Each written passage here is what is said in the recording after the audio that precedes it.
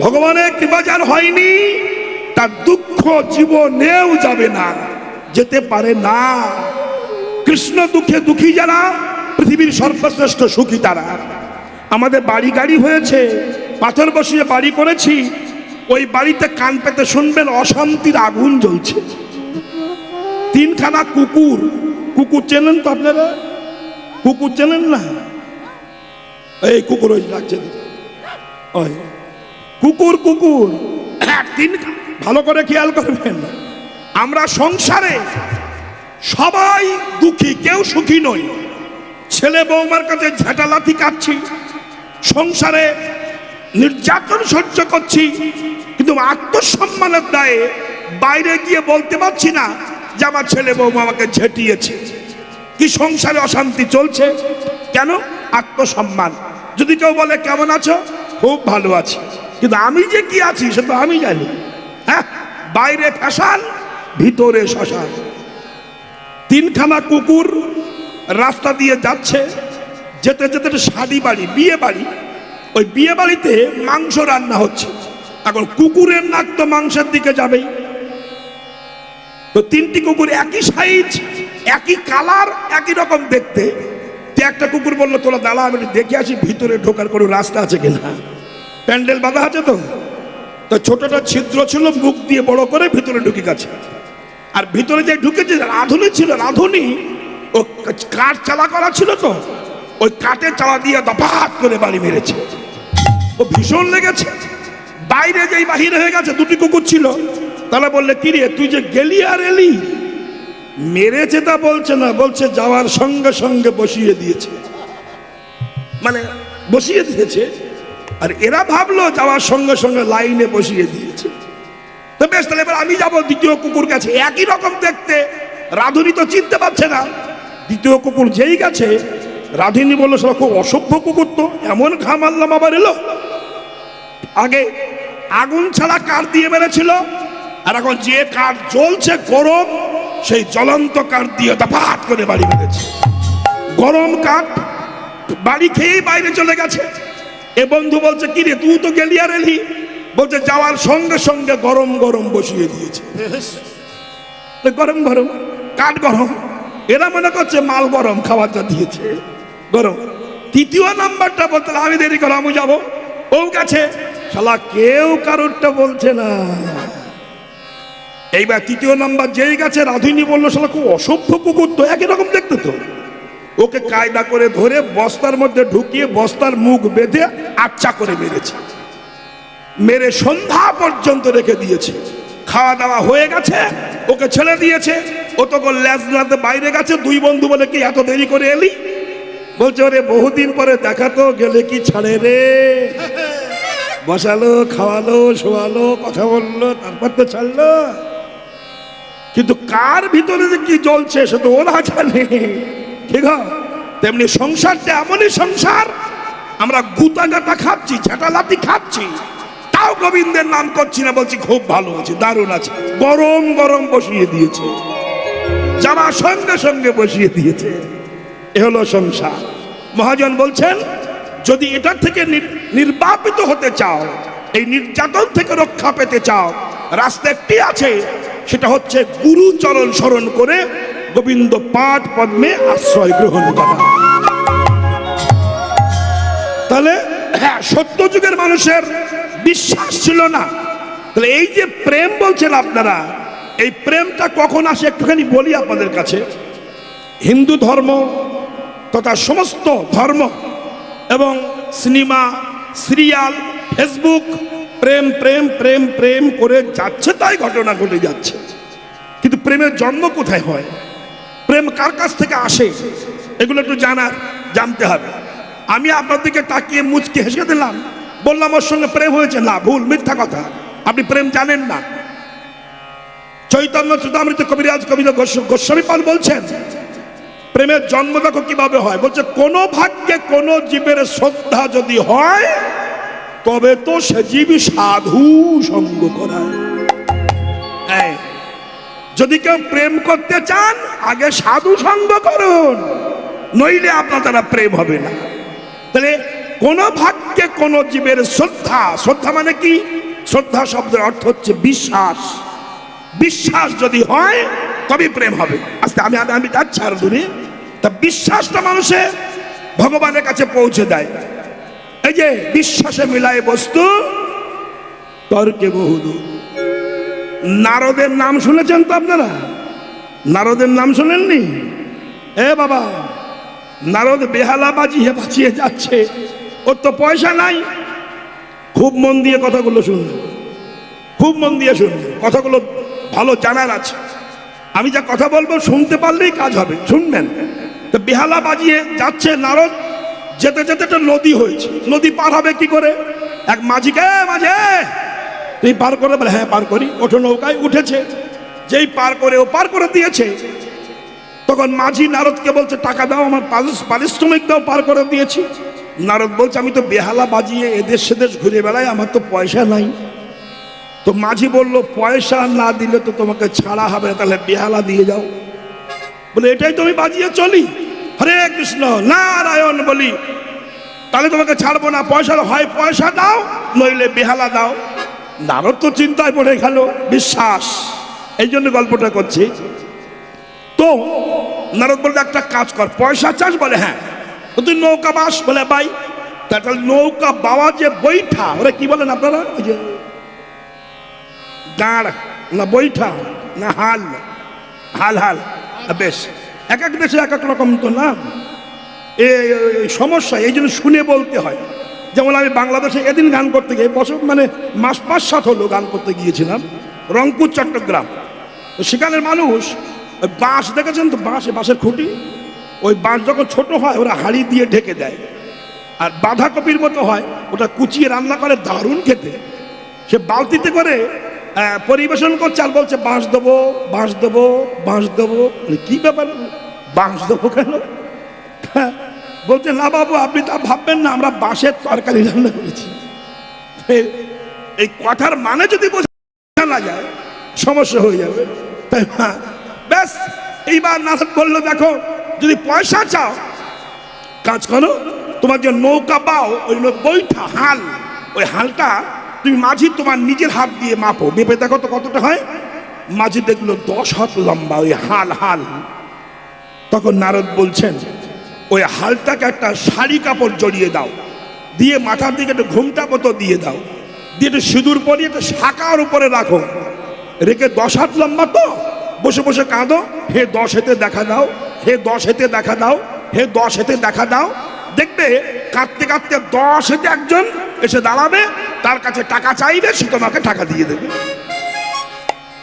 নারদের মন্ত্র, হ্যাঁ, ব্রহ্মাণ্ড ভ্রমিত কোনো ভাগ্যবান জীব গুরু কৃষ্ণ প্রসাদে পায় ভক্তি লতা বীজ। এই জন্য রামকৃষ্ণ পরমহংসদেব বলেছে, ওরে সমস্ত নুড়ির মধ্যে কোন নুড়িতে নারায়ণ আছে রে, তা তুই জানিস? হ্যাঁ, কোনটাই যে নারায়ণ আছে, ছুঁয়ে যা, ছুঁয়ে যা, ছোঁয়াতে ছোঁয়াতে যেটা পরশ পাথর, স্পর্শ হলেই লোহা সোনা হয়ে যাবে। তাইতে বৈষ্ণবের চরণে প্রণাম করে যাও।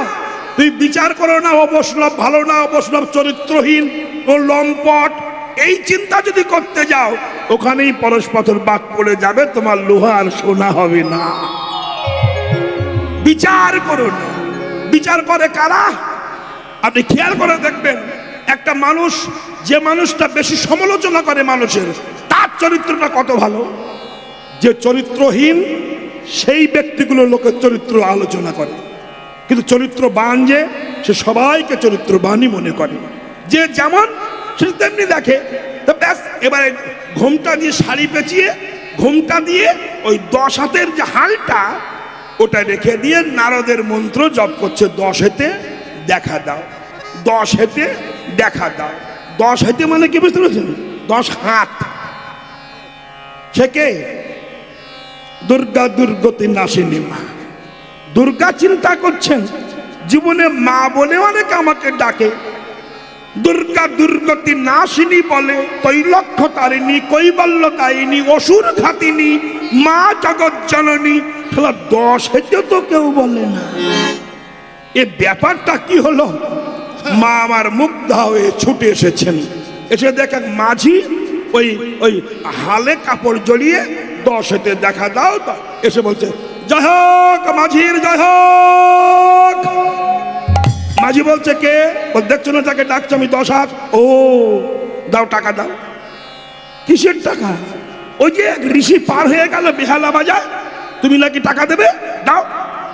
দুর্গা বলছে আমার স্বামী তাই শ্মশানে থাকে, আমার খাওয়ার জায়গা নাই, তোর টাকা দেবো কোথার থেকে? তখন বললো তাহলে এক কাজ করো, সে যখন বলেছে তুমি আমার নৌকায় বসো, তুমি যেও না, বসো চুপচাপ বসো। বিশ্বাস বিশ্বাস ভগবানকে পর্যন্ত দাস করে রেখে দেয়, বাধ্য বিশ্বাস। মাঝির কথা মতো মা দুর্গা ওর নৌকার মধ্যে বসে আছে, চুপচাপ বসবে, উঠবে না। এবার মাঝির কাছে সেই বিহালা খোঁজ, ওই নারদের ঋষি শোনো শোনো, তুমি যে বললে 10 একটা মেয়ে ছেলে টাকা দেবে, সে তো এসেছে। সে বলছে তো স্বামী নাকি ভিখারি, শ্মশানে থাকে, ছাই মেখে থাকে, তার কিছু খাওয়া হয় না। তখন নারদ বলছে ও এসেছে নাকি? বলে হ্যাঁ। তো যাও তাকে বলো ওই দুর্গার আর একটা গুরু আছে, সে গুরু আসলে টাকা দেবে। তুমি চুপচাপ থাকো, যাচ্ছি। আবার মাঝি এসেছে, এই যে 10-তে বলো তোমার নাকি গুরু আছে? বলে হ্যাঁ। নাম কি? বলে আমার গুরুর নাম পঞ্চানন শিব, ডাকো তাকে। দুর্গা বিপদে পড়ে ডাক দিয়েছে। কি এখন স্ত্রী যদি স্বামীকে ডাকে না, সে কি থাকতে পারে? ওগো দেবাদিদেব মহাদেব তারকনাথের চরণে সেবা লাগে মহাদেব। আর অত এমন টাকায় ডেকেছে, ওই ভুড়ি নিয়ে এত গতিতে আসতে পারে? ছুটতে ছুটতে সে দাঁড়িয়েছে। কে? তখন দুর্গা বলল ওই যে মাঝি, ওই সেই আমার গুরু। মাঝি যে বলছে তুমি কি এই 10-এর গুরু? বলে হ্যাঁ। দাও টাকা দাও। ও মা কিসের টাকা দেবো? বলে ঋষি পার হয়ে গেছে, বলেছিল 10-এতে টাকা দেবে, সে বললো তার গুরু দেবে, তো তুমি দাও। শিব বলতে জানো ভাই, আমি কৃষ্ণ মন্ত্রে দীক্ষিত হয়ে সংসার ত্যাগ করেছি, আমি ভোলানাথ, আমি ভোলা। কিসে ভোলা? আমি কৃষ্ণ নামে সংসার ভুলে গেছি, আমি শ্মশানে থাকি, আমি নাম শুনি নাম করি। শ্মশানে থাকি কেন? যখন মরা নিয়ে মানুষ হরিনাম করতে করতে শ্মশানে যায়, চুল্লু খেয়ে যায়, বাংলা খেয়ে যায়, 3X ব্রান্ডি খেয়ে যায়, আর বলো আস্তে মানুষ পোড়াতে গিয়ে মানুষ যখন পশু হয়ে যায়, ওই মাল খেয়ে ওই পশু যখন আদো আদো ছলনায় হরিব আমি তখন শ্মশানে ভালো। তা আমি তোমার কোত্থেকে দেবো পয়সা? না তুমি বসে চুপচাপ বসো, কোথাও যাবে না, ঠ্যাং ভেঙে দেবে। বলো দুর্গা বসেছে, শিব বসে আছেন, আবার গেছে। এই যে ঋষি 10-এতে এসেছে, তার গুরু এসেছে, সে বলতো শ্মশানে থাকে, টাকা নাই। তখন ওই নারদ বলল তুমি এবার শিবের কাছে যাও, যে বলো ওর একটা গুরু আছে, সে আসলে টাকা দেবে। তাই তুমি চুপচাপ থাকো। মাঝি আবার গেছে। এই যে শিব তোমার নাকি গুরু আছে? বলে হ্যাঁ। নাম কি? তার নাম কৃষ্ণ ভগবান। ডাকো কৃষ্ণকে। শিব কৃষ্ণ ভজন করে, ডাকো। তখন ভোলানাথ চোখের জল ঢেলে হা কৃষ্ণ করুণা সিন্ধু দীনবন্ধু জগৎপতে গোপেশা গোপীকাকান্ত রাধাকান্ত নমস্তুতে নমঃ ব্রাহ্মণ্যায় দেবায় গো ব্রাহ্মণ্যায় হিতায় চ জগদ্ধিতায় কৃষ্ণায় গোবিন্দায় নমঃ নমঃ। ওম নমঃ ওম শ্রী বিষ্ণু শ্রী বিষ্ণু শ্রী বিষ্ণু প্রভু দয়াময়। বিপদ কালে তুমি দেখা দাও। ভক্তের ডাকে ভগবান কি থাকতে পারে? ডেকেছে শিব, যিনি দেবাদিদেব মহাদেব, মহাবিষ্ণু এবং মহাবৈষ্ণব। বৈষ্ণব যদি চোখের জলে ডাকে, ভগবান কি ডাক থাকতে পারে গো? পঞ্চনন ডাক দিয়েছে, হে গোবিন্দ, হে দয়াময়, হে ভক্তের ভগবান, তুমি একবার এসো, আমাকে দেখা দাও। ভক্তের ডাকে ভগবান ছুটে এসেছেন। ডাকার মতো ডাকলে তারে আমার ভগবান কি থাকতে পারে? ডাকার মতো ডাকলে তারে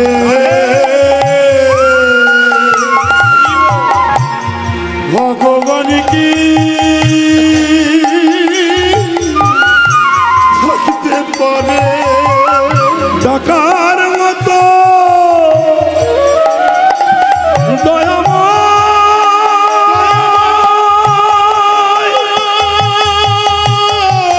ওগো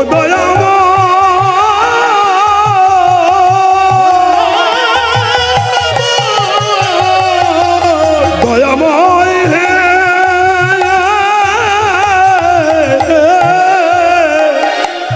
ওগো দয়াময় দয়াময় দয়াময় দয়াময় দয়াময় ওগো ডাকার মতো ডাকলে তারে ভগবান কি থাকতে পারে? তোমাদের বিশ্বাস না হয় ডেকে দেখো তারে। তোমাদের বিশ্বাস না হয় ডেকে দেখো ওগো তুলসীর পাতা আর নয়ন জলে ও গোবিন্দ তোমার হলাম বলে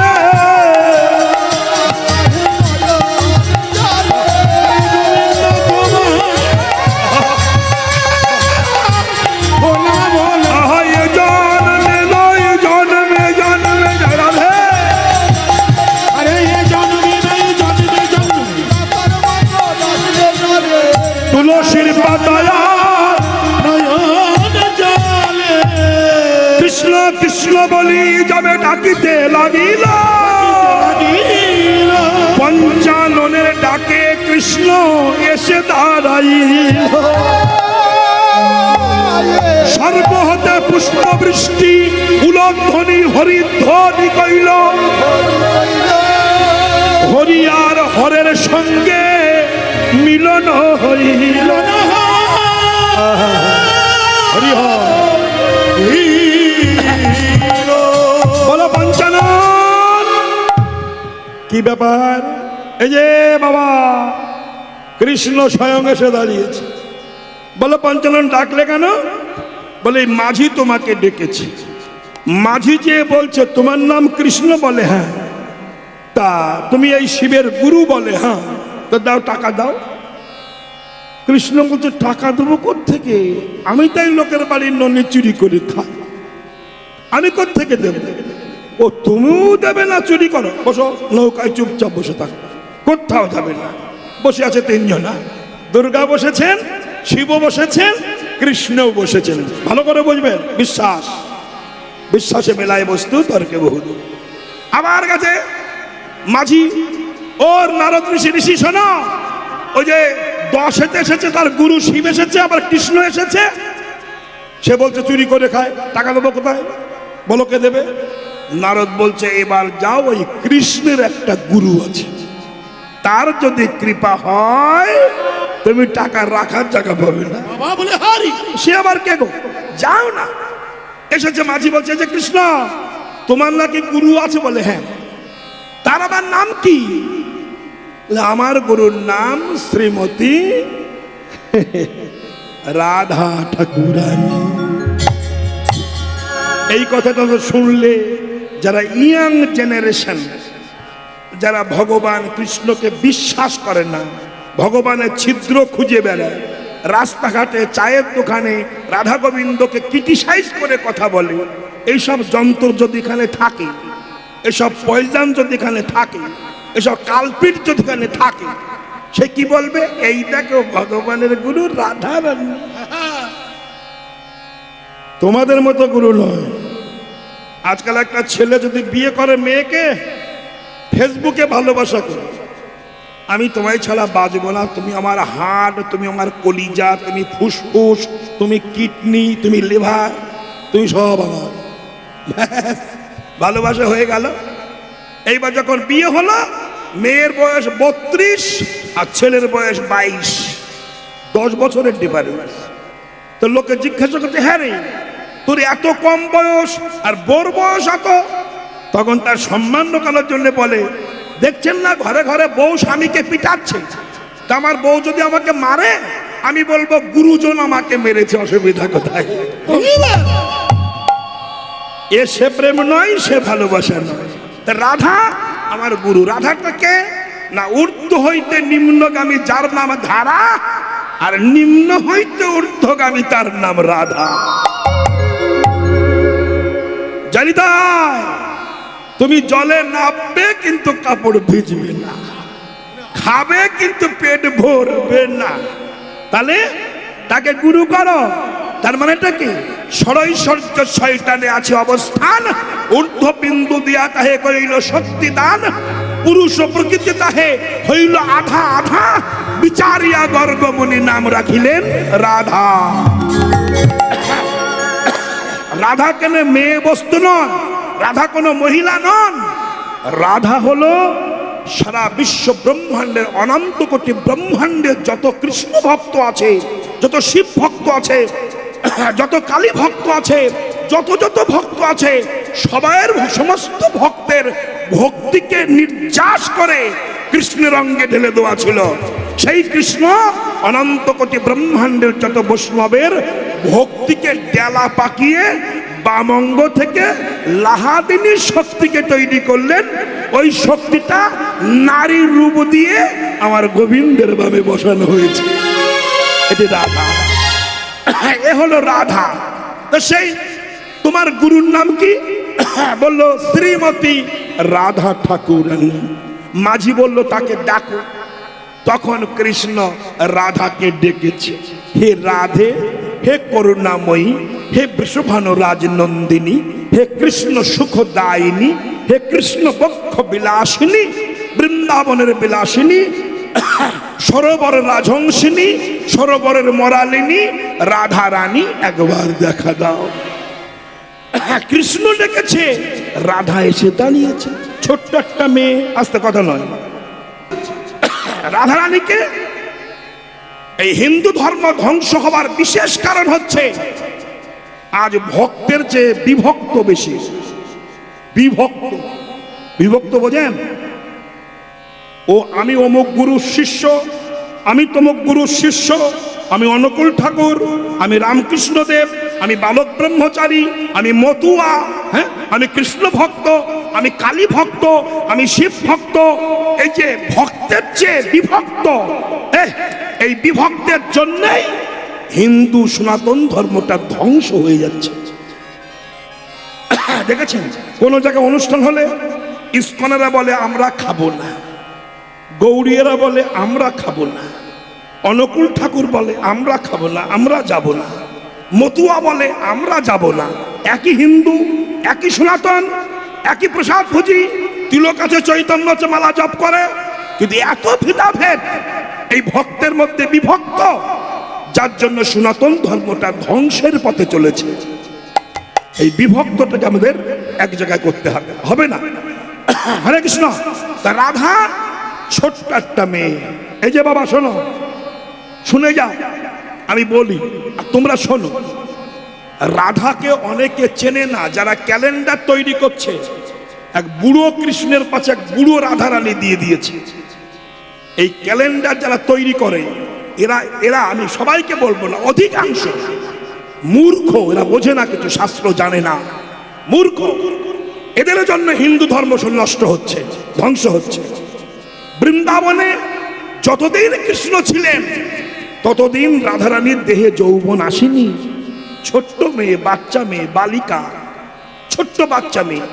কৃষ্ণের বয়স তখন 10, 10.5, রাধার বয়স তখন 7, 7.5। একটুখানি মেয়ে, একটুখানি ছেলে। যখন বৃন্দাবন ত্যাগ করে কৃষ্ণ চলে গিয়েছেন, 125 বছর বয়সে তিনি বেঁচে ছিলেন। 125। বৃন্দাবন থেকে চলে গেলেন মাত্র 10 বছর 8 মাস বয়সে কৃষ্ণ চলে গিয়েছিলেন। 7 বছরের মেয়ে রাধাকে রেখে, ওইটুকু বাচ্চা, ওই যে 7 বছরে 10 বছরে কৃষ্ণ চলে গেল, আর 125 বছর ছিল, এর মধ্যে রাধার সঙ্গে কৃষ্ণের সেই আদান প্রদান হয়নি। তাহলে আমরা প্রেম বলবো কি করে, কাম বলবো কি করে, ওই বিজাতীয় প্রেমটা বলবো কি করে? প্রেমই বলবো, বিজাতীয় প্রেম বলবো কি করে? নোংরা প্রেম বলবো কি করে? এই কথাগুলো অনেকেই বোঝেন না। আর যারা রাধাকে নিন্দা করেন, কৃষ্ণকে নিন্দা করেন, আমার এই কথাগুলো তাদের সেন্টিমেন্টে লাগে, তারাই কিন্তু আবার কমেন্টে লেখে এটা এই বললো, ওটা তাই বললো, মানে ওই চরিত্রে লেগেছে বলবে, ওতে আমার কিছু এসে যায় না। শাস্ত্র পড়ুন, সেই রাধাকে ভগবান ডেকেছেন, ছোট্ট বাচ্চা মেয়ে ভক্তের ডাকে, ভগবানের ডাকে ভক্ত এসে আবির্ভূত হয়েছে, দাঁড়িয়েছেন। এইবার মাঝি দেখলো ছোট্ট একটা মেয়ে ঘাগরা পরে এসে দাঁড়িয়েছে। মাঝি বলছে, তুমি কে? কৃষ্ণের গুরু। বলে হ্যাঁ। তা তোমার নাম রাধা? বলে হ্যাঁ। তা দাও, টাকা দাও। রাধা বলছে, ও চুরি করে আর আমি খাই, আমি টাকা দেবো করতে? মহাযন্ত্রণা। আর গুরুর দরকার নাই, আর দরকার নাই গুরু, এবার করব শুরু। বসো, চুপচাপ চুপচাপ বসো। কৃষ্ণ বসেছেন, রাধা বসেছেন, দুর্গা বসেছেন, শিব বসেছেন, 4 জনা নৌকার মধ্যে বসেছেন। এবার মাঝি যে সেই ঋষিকে, যে ও ঋষি শোনো, টাকা তোমায় দিতে হবে না, চিটিং বাজি ঘুচিয়ে দেবো আজকে, চলো। হ্যাঁ, তুমি বলে একে ডাকো, তাকে ডাকো, ডাকতে ডাকতে গলা শুকিয়ে গেল, 4টি এসেছে, একটারও পয়সা নাই। নারদ বলছে, কি বলছিস? বলে হ্যাঁ, নৌকায় বসিয়ে রেখেছি, বলেছি চলে গেলে ঠ্যাং ভেঙে দেবো। নারদ বলছে, বলিস কি? সত্যি তারা বসে? হ্যাঁ, চল তো। নারদ এসে দেখছে, হ্যাঁ, দূর থেকে দেখছেন নারদ, কৃষ্ণ বসেছেন, রাধারানী বসেছেন, পঞ্চানন বসেছেন, দুর্গা বসেছেন, যুগলে বসে আছেন, স্বর্গ হতে দেব দেবী পুষ্প বৃষ্টি করছে, দেবীরা উলধ্বনি দিচ্ছেন, ভক্তগণ হরিধ্বনি দিচ্ছেন। নারদ ঋষি চোখের জলে দরবিগলিত ধারা প্রবাহিত করতে করতে মাঝির চরণে আছাড় খেয়ে পড়ে বলছে, মাঝি রে, সারাটা জন্ম আমি বিহালা বাজিয়ে হা কৃষ্ণ গোবিন্দ বলে কেঁদেছি, আমার ভাগ্যে রাধা কৃষ্ণ দর্শন হয়নি। তুই আজ শিব পেলি, দুর্গা পেলি, রাধা পেলি, কৃষ্ণ পেলি, কে তোর পদধূলি নিতাই গৌর হরিবল বলি, পদধূলি মাথায় নিয়েছেন তুলি, কেন? বিশ্বাসে মিলাই বস্তু তর্কে বহু। এটাই বিশ্বাস, আর সেই বিশ্বাসে ভগবান ভক্তের দাস হয়ে যান। তাই যে গৌরাঙ্গের নাম লয়, তার হয় কৃষ্ণ প্রেমের উদয়। গৌরাঙ্গের নাম লয়, তার হয় কৃষ্ণ প্রেমের উদয়। তারে মই যায় বলি হারি, জয় বলি হরি। আহা ও গৌরাঙ্গ গো গুণেতে ঝুরে, আহা নিত্য লীলা তারে স্ফুরে।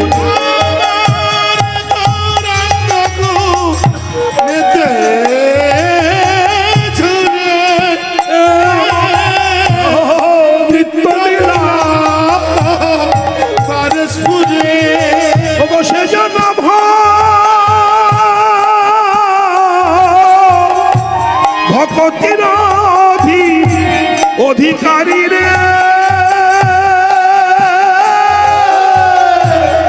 সেজনা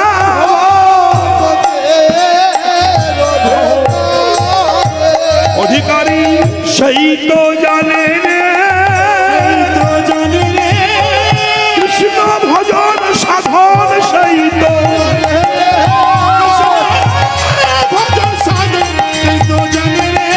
যে নিরজনে বসে ভজে সেই তো গৌর তোমার হলো